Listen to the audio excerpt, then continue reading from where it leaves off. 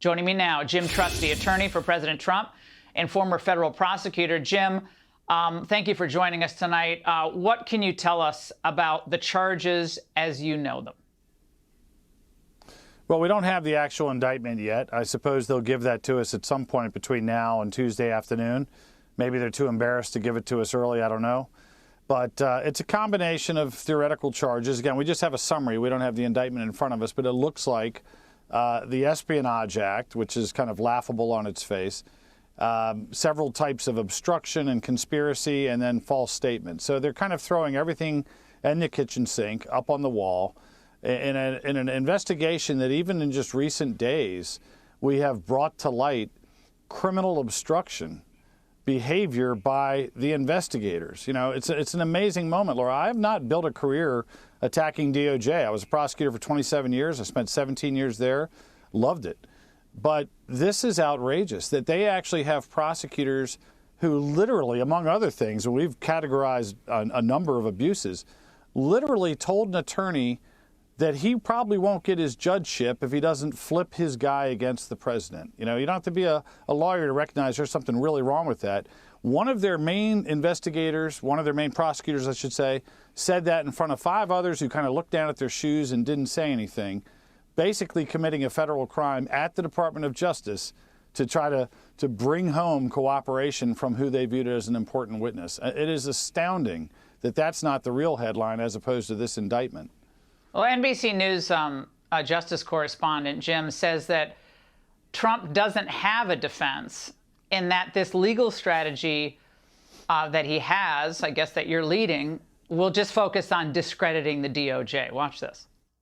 Trump's lawyers are really not keen on arguing the facts here or the law or arguing that their client is not guilty of these potential charges, but they're more concerned with arguing about how the DOJ played hardball. And look, they did play hardball in this case, and we'll just have to see whether the Justice Department did anything wrong in the process of prosecuting this case. Jim, the argument that you won't actually argue the charges, you're just going to argue the reputation of the department itself. No, I mean, look, this was basically trying to appeal to somebody in that chain, that Praetorian Guard for the Democratic Party, to have a conscience. You know, the Attorney General is hiding behind the special counsel. He still controls special counsel, but he sat there and hid, didn't want to meet with us, didn't want to talk, didn't want to consider the ethical problems. We raised it quietly at first, loudly now, that their investigation is fatally flawed from outrageous misconduct, perhaps even criminal misconduct. But make no mistake, I mean, there are layers of defenses to these charges. And the most fundamental thing, just so your viewers get this, Laura, there's this thing called the Presidential Records Act. It is precisely dealing with presidents and former presidents and basically saying, and DOJ agreed with this years ago in a case involving Bill Clinton, that the former president gets to decide what he keeps. He should work really closely with archives. They can ask him nicely. If they get mad, they think he's holding on to too many things, they have a remedy called civil suits. There is no criminal penalty for violating the Presidential Records Act. It's a reflection of the fact that historically, before Nixon, they had completely unfettered rights to keep everything. Now we're saying at least please work with archives so we can see some of the stuff you created while you're in the White House. So that was the starting point. And by the way, Laura, one quick point on this. Sure. The referral from the National Archives to DOJ came from the White House, actually violating the Administrative Procedures Act, and they lied about this. They're the ones that started this thing. The politicized bureaucrats at NARA, the archivists, were happy to push it forward and into this Praetorian Guard of DOJ, who's hell-bent on prosecuting them no matter how many rules they break. One of the claims, I believe, one of the counts will involve potential obstruction of justice, which, as you know, in my old career as a white-collar criminal defense attorney, Jim, was always considered very seriously, along with conspiracy counts, which perhaps will be involved in this indictment as well, listed in the indictment. The concern that is raised that if the president was told not to move boxes and they have someone on video indeed moving boxes, even if there was nothing in the boxes, those particular boxes, that could be a problem. Or if tape recordings exist that where someone tells someone, move that, that's where people get into trouble. How concerned about that are you tonight? Yeah, well, look, not as much as you might think, because if you really know the facts, and I can't play out all the facts on TV, But if you really know the facts, there's absolutely no intent there. There's nothing to make sense. In fact, you can't even obstruct a non-crime as a starting principle. So when you have the Presidential Record Act defense, when you have declassification as a defense, then there's really nothing. I mean, he could have had a party throwing stuff in a bonfire and it wouldn't be obstruction. But the reality is these guys have been desperately grasping for an obstruction theory for a political reason, which is they keep trying to set up this, oh, Joe Biden's wonderful holding on to stuff that he stole from a skiff in 1974, but Trump just didn't answer the bell. Well, the last thing the president said to DOJ, to that same guy who extorted a lawyer, was, if you need anything, just ask. He told his lawyer at the time, show him where the stuff is kept in the storage room, and they did that. And so he says, just let us know. The next thing he gets is a letter that says, please put a lock on the door, which he does. And then DOJ goes black because that prosecutor was desperate to get a search warrant even before he had ever met the president. The Washington Post reports that prosecutor, before they even did a subpoena, was saying, how do I get the nose under the tent at Mar-a-Lago, or words to that effect. So that's what happened. They dropped off a cliff because they didn't want to cooperate with President Trump's lawyer. The president was cooperative through and through. The lawyer would have been, but they went radio black until they show up in their khakis with their laptops and their guns and their badges, and they do an unprecedented raid with really a general warrant that violates the Fourth Amendment, but we'll do a separate show on that some other time. Jim, do you think that if President Trump, this is a rhetorical question, had said last year or recently, I'm actually not running for president. I'm not going to be involved in the 2024 campaign. I'm retiring from politics. How likely would it have been that they would have gone after him?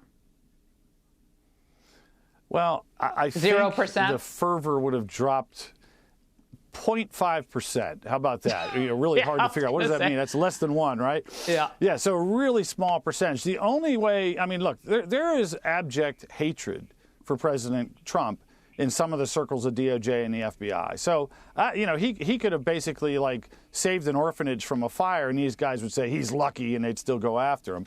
The other thing that I think affects that whole equation is Delaware, where apparently all investigations go to die.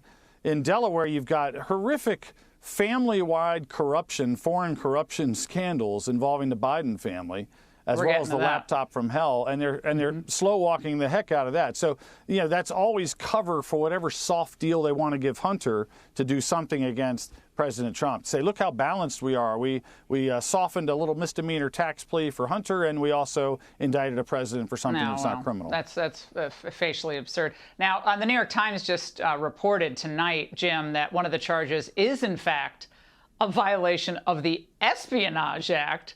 Now, your reaction to that, if that is indeed the case? Yeah, look, they're dusting off stuff that, across the board was apparently not in play when Hillary, bleach-bitted 30,000 emails that were under subpoena. But the Espionage Act includes a whole bunch of language that not just that the documents implicate national defense, but that your intent is to violate the sovereignty of the United States, to hurt the United States, or to help a foreign power. That's absurd under any theory of this case. And they've got a whole bunch of rotating theories because they can't find the facts they want. But there's absolutely nothing remotely like that. If he holds on to some documents, or people pack documents and he has them in the storage room, even if he talks about those documents or talks about the existence of them, that is light years away from the specific intent that they need for an espionage case. Jim, what's the president's mood tonight? I know he knew this was coming, but give us a sense of what the man's feeling tonight. It's an interesting mix, Laura. People think that when you're accused of something, it's pretty natural, at least from my client base, to really turn inward, right? You're like, what the heck? How is this happening? It's a particularly hard moment when you're innocent. And he's actually innocent. It's a little easier when you've done something wrong and you go, ah, crap, they finally caught up with me. That's not what we're talking about. So there is that kind of initial shock. I think he's got a lot of people around him expressing support. And that's a mixed bag. It kind of puts it in your head as a very depressing notion. But he also doesn't lose track of the absolute crossing of the Rubicon as a country. The historic nature of a sitting president unleashing the hounds to go after a non-criminal event to basically incapacitate the opposition. It is an astounding third world moment. And again, that's not my shtick as an attorney to go around saying that in cases, but that's where we are as a country. And the other people that are celebrating tonight better realize that they're letting something out of the genie bottle that's going to hurt this country for generations. Well, and the investigations can be turned on them and will be turned on them if this is allowed to stand. Jim, we appreciate it. Obviously, we're covering every aspect of this. Thank you very much. Hey, Sean Hannity here. Hey, click here to subscribe to Fox News YouTube page and catch our hottest interviews and most compelling analysis. You will not get it anywhere else.